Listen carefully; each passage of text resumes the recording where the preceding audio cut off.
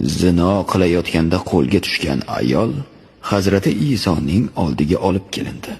Odamlar g'azabda, hamma ayolni toshbo'ron qilib o'ldirish istagida.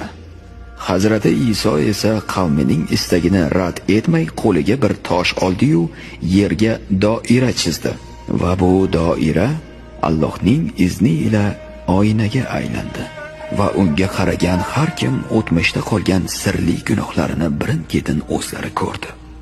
Hazrati Iso esa qavmiga yuzlanib shunday dedi: "Qani, birinchi toshni gunohi bo'lmagan inson otsin."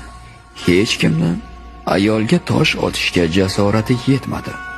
Chunki har kim ortig'i bilan gunohkordir. Bir ayolga tosh otgudek bo'lsa, o'zining gunohi oshkor bo'lajakdir. Xullas, tosh otish marosimi bekor bo'ldi va Hazrati Iso esa bu ayolni